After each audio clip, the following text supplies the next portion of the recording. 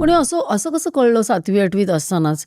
एवढं काही आपल्याला समजत नसतं आपल्याला शिकायचंय की नाही. प्रत्येकाला डॉक्टर, इंजिनियर, असं व्हायचं असतं. नाही, बरोबर आहे. तो पॅटर्न होता ते माझा एक. पण ह्याला फार 2-4 कारणं आहेत. म्हणजे एक म्हणजे शिशुवर्गापासून म्हणजे 2री-3री पासून राष्ट्रीय स्वयंसेवक संघाच्या शाखेवर मी जायचो. तिथे खूप बौद्धिकन, खूप पद्धतीने शिकवलं जायचं.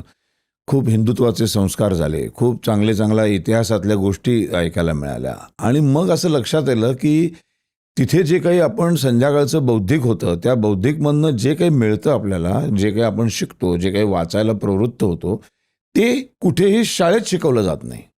शाळेमध्ये मला माझ्या देशाचा इतिहासच शिकवला जात नाही. मला दुसऱ्या महायुद्धाची कारणं शिकवतात. मला फ्रेंच राज्यक्रांती शिकवतात. मला रशियन राज्यक्रांती शिकवतात. पण मला 1857चं स्वातंत्र्य समर शिकवत नाहीत. मला पानिपतचा इतिहास शिकवत नाहीत. छत्रपती शिवाजी महाराजांवरती धडा होता. अख्खं मला वाटतं पहिल्या म्हणजे 4थीच्या पुस्तकाचा इतिहासावरती छत्रपती शिवाजी महाराजांचा असा फोटो होता. पण सविस्तर छत्रपती शिवाजी महाराज शिकवले नाहीत. छत्रपती संभाजी महाराज तर नाहीच नाही. बाजीराव पेशवे नाहीत, टिळक नाहीत, सावरकर नाहीत. ही कोणी मंडळी आम्हाला कधी शिकवलीच नाहीत. आम्हाला झाशीची राणी माहीत नाही, आम्हाला काही माहिती नाही. म्हटलं मग हे काय आहे मग? नको, ह्याच्यात वेळ नको वाया घालूया. आणि असंही फार मी भयंकर पुस्तकातला किडा आणि भयंकर असलं काही नव्हतं. आणि आमच्या घरातही तशी जबरदस्ती नव्हती. म्हणजे वडिलांचं असं एक म्हणणं होतं की एक डिग्री घे आणि शाळेमध्ये पास हो फक्त तू, नापास होऊ नकोस. आत्तासारखं बर्डन नव्हतं ते. 92.5% मिळाले पाहिजे, कॉम्पिटिशन असलं काही नव्हतं. आणि ते खूप छान होतं. पण त्यांनी विरोध नाही केला. नाही. मग त्यांना एकदा ठामपणे लक्षात आलं की हा मुलगा काय ऐकणार नाही. फक्त मग त्यांनी एवढंच सांगितलं आपली परिस्थिती नाही आहे, त्यामुळे तुला हे जरी नसलं तर तुला नोकरी मात्र करावी लागेल. आणि मग 10वी झाल्यानंतर एक पेपरमध्ये जाहिरात होती, BSTमध्ये डिझेल मेकॅनिक म्हणून अप्रेंटिसशिप भरती चालू आहे. अप्रेंटिसशिप म्हणजे 3 वर्ष शिकवतात ते, स्टायपेंड देतात, शिकवतात, वर स्टायपेंड देतात, वर BSTचा फुकट पास मिळतो आणि तुम्ही ते 3 वर्ष संपली की नोकरीला लागता. किती वर्ष नोकरी केली तुम्ही? मी 84 ते 87 अप्रेंटिसशिप, मग 89 ते 95 7 वर्ष 7 वर्ष BSTची नोकरी केली. आणि दामिनी आली आणि मग BSTमध्ये त्या काळामध्ये एक अशी रजा मिळण्याची शक्यता निर्माण झाली होती की 5 वर्ष तुम्ही विदाऊट पे रजा घेऊ शकता. म्हणजे 5 वर्ष नोकरी जिथे आहे तिथेच थांबेल, पॉज. तुम्ही जायचं बाहेर, तुम्हाला ज्या कुठल्या क्षेत्रात काय करायचं ते आजमावायचं 5 वर्ष. अरे वा.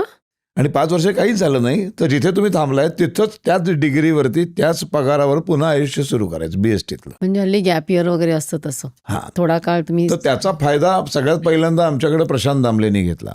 अच्छा. हां, तो गेला. मग अरुण नलावडेनी ती रजा घेतली. सगळे BSTत आले. मग अविनाश नारकरनी ती रजा घेतली. मग मी पण घेतली ती रजा. आणि मग आम्हाला चौघांनाही पुन्हा 5 वर्षानंतर परत BSTत जाण्याची काही गरज निर्माण झाली नाही. कारण आम्ही बाहेर अभिनेते म्हणून सेट झालो. पण त्यावेळेला पगार मिळत नव्हता. पगार नसतो, विदाऊट पे. पण BSTत पगार किती क्लेम होता राहतो तेव्हा? फक्त. हां, क्लेम राहतो. पण आधी पगार किती होता मला मेकॅनिक 8 ते म्हणून? 9 हजार रुपये पगार होता. चांगला पगार होता मग. हो, चांगलाच पगार होता. हो, पण हो. तेवढी पगार, तेवढ्या चांगल्या पगाराची आणि नोकरी. BST अख्खे दहिसर ते मरीन ड्राईव्ह तुम्ही अख्खी मुंबई फुकट फिरू शकता की नाही. लोकलचा पास काढायचा आणि BSTचा पास मिळायचाच. बेस्ट कामगार असल्यामुळं कुठेही बसमध्ये चढा, कुठेही उतरा. ह्याचा फायदा दुपारी 7 ते 3ची ड्युटी संपली की 3 नंतर निर्मात्यांना भेटायला मी जे जायचो सगळ्यांना, तर तो मला BSTची पास मिळायचा. म्हणजे फुकट प्रवास करून मी जाऊ शकायचो. आज कुठे शूटिंग चालू आहे त्यावेळेला जुहूच्या सगळ्या गल्ल्यांमध्ये शूटिंग चालायचं. मड वगैरे एवढं एस्टॅब्लिश झालेलं नव्हतं.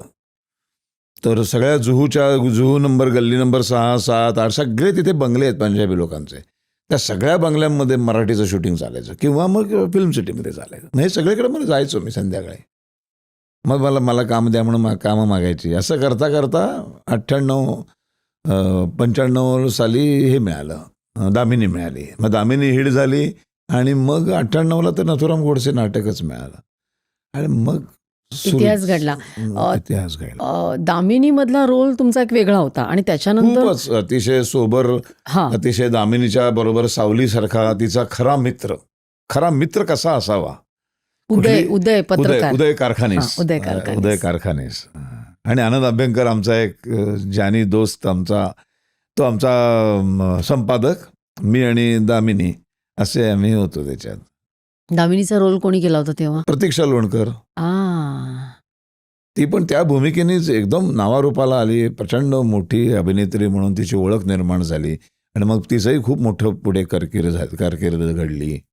सगळ्यांचीच घडली की आनंद अभ्यंकर पुढे आला, मी आलो, अशी अनेक लोक दामिनींनी या क्षेत्राला दिलेले आहेत. दामिनीचं फार मोठं कॉन्ट्रीब्युशन आहे ते.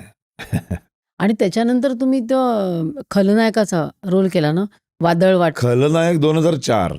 अच्छा. तोपर्यंत झी टॉकीज, झी टीव्ही सुरू झाला. हा. म्हणजे त्यावेळेला अल्फा मराठी. असं एक पहिला स्मॉल ए असायचा आणि अल्फा मराठी म्हणून ते सुरू झालं. नंतर त्याच्यावर वादळवाट मालिका आली आणि मग वादळवाट मध्ये देवराम खंडागळे तो तर प्रचंड लोकप्रिय झाला आणि तो अगदी दामिनीच्या आणि नथुराम गोडसेच्या अगदीच दुसऱ्या टोकाची भूमिका होती. त्यामुळं हळूहळू लोकांच्या लक्षात आलं की ॲक्टर चांगला आहे, कुठल्याही पद्धतीचा रोल करू शकतो. वादळवाट नंतर अगदीच वेगळ्या पद्धतीची भूमिका आली, अग्निहोत्र. तोपर्यंत वादळवाटसाठी तुम्हाला अवॉर्ड सलग मिळाले 3 ना? वर्ष झीचं जे अवॉर्ड असतं, झी टॉकीजचं जे अवॉर्ड असतं, झी टॉकीज नाही, झी टीव्हीचं जे झीचा पुरस्कार म्हणून देतात ना, त्यांच्या सगळ्या मालिकांमध्ये तो पुरस्कार असतो. तर तो विलनचं काम करताना कसं वाटतं? म्हणजे ऍक्च्युली वाईट वागायचं असतं आपल्याला, हो, तर ते कसं असतं? ते जे तेवढ्यापुरतं असतं ते काही खरं नसतं. हा, ते खरं नसतं, हा, पण पण ते त्यासाठी स्वतःला तेवढ्यापुरतं इमॅजिन करायचं. ते काही क्षण आपण खूप जगातले सगळ्यात घाणेरडा माणूस आहे मी, माझी वृत्ती, माझं मन, माझं स्त्रियांकडे बघण्याचा दृष्टिकोन, असं सगळं इतकं समोरच्याला असा तिरस्कार, घृणा वाटली पाहिजे, तिरस्कार निर्माण झाला पाहिजे. आत्ता माझं पुरुष नाटक चालू आहे, त्याच्यात पण मी खलनायकच करते की गुलाबराव जाधव. आणि त्याच्यावर मग ते जे वादळवाट मधला हिट झाला, त्यानंतर जो सिनेमा येतोय तो खलनायक, जो सिनेमा येतोय तो खलनायक. मग कधी सिनेमामध्ये बलात्काराचा सीन आहे, मग ह्याचा सीन आहे, मग ते इतकं सगळं वाढत गेलं. जवळजवळ 21 का 22 चित्रपट नुसते खलनायक म्हणून केले मी. मग तो पॅटर्न ब्रेक झाला का? मग झाला ना ब्रेक. मग अग्निहोत्र आली ना.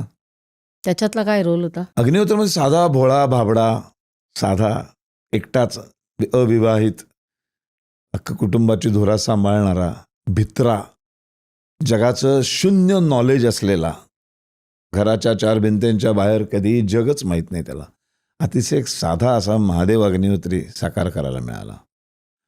आणि ब्रेक झालं ते. म्हणजे दामिनी करत होतो तेव्हा वादळवाटच्या भूमिकेमध्ये घ्यायचं की नाही, अरे तो फारच सोबर दिसतो यार, तो दामिनीमध्ये फारच साधा, तो एकदम खलनायक कसा करेल वगैरे वगैरे. मग खलनायक काही, मग ते संगीत कुलकर्णी तिथे दिग्दर्शक होता. तर संगीत माझा बालपणीचा मित्र. 78 साली जेव्हा आम्ही सनविवी संस्था सुरू केली, तर त्याचा आम्ही फाउंडर मेंबर सगळे, सागर कुलकर्णी, डॉक्टर शिरीष ठाकूर, मी, संगीत, आम्ही सगळे. आणि मग त्यामुळं संगीत माझी नस ओळखत होता. तो म्हणाला, नाही शरद, तुम्हाला माहीत नाही अजून, शरद करणार बघा तुम्ही. त्याने आग्रह केला आणि मग ती वादळवाटमध्ये देवराम खंडागळेची, अनंत जोगांचं वगैरे नाव होतं त्या भूमिकेसाठी आधी. ही क्लिप शेवटपर्यंत बघितल्याबद्दल खूप खूप धन्यवाद. संपूर्ण एपिसोड बघण्यासाठी खाली दिलेल्या लिंकवर क्लिक करा आणि सर्व काही चॅनलला सबस्क्राईब करायला विसरू नका.